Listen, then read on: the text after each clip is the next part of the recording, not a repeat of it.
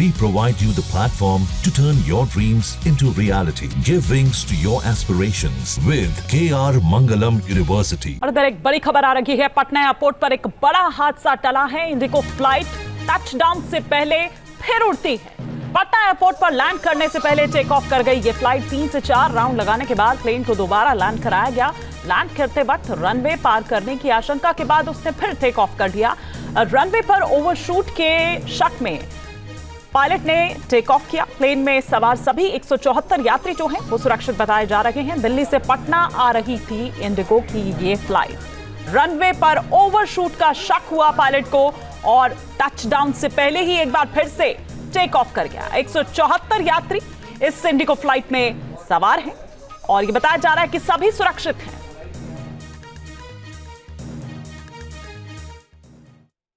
Patna airport पर यह बड़ा हादसा टल गया। पटना एयरपोर्ट पर ओवरशूट की आई नौबत। मुसाफिरों की किस तरह से अटक गई सांस और ये ओवरशूट होता क्या है ये हम आपको ग्राफिक्स के माध्यम से बता रहे हैं।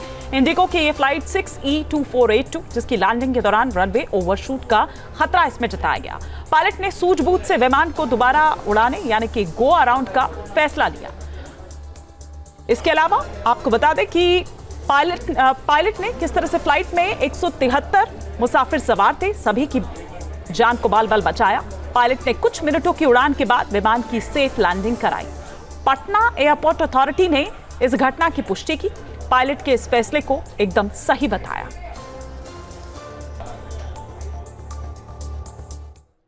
क्या होता है रनवे ओवरशूट, अब वो भी आपको ग्राफिक्स के माध्यम से बता रहे हैं कि रनवे की जो लिमिट है उसमें एयरक्राफ्ट को रोक पाने में नाकामी को ही दरअसल रनवे ओवरशूट कहा जाता है। छोटे रनवे या फिर जो खराब मौसम की वजह से कई बार देखा गया है कि रनवे ओवरशूट का खतरा बढ़ जाता है।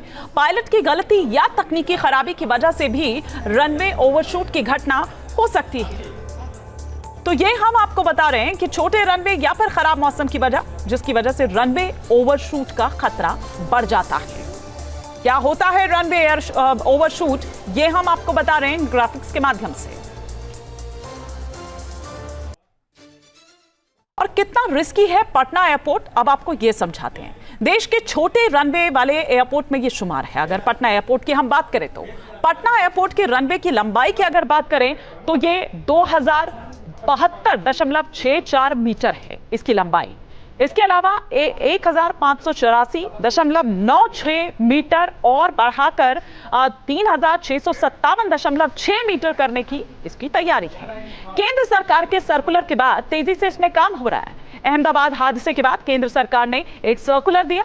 बड़े विमानों की लैंडिंग के लिए 3 से 5 किलोमीटर का रनवे होना जरूरी है। तो आप सोचिए कि इस लिहाज से कितना ज्यादा रिस्की है पटना एयरपोर्ट।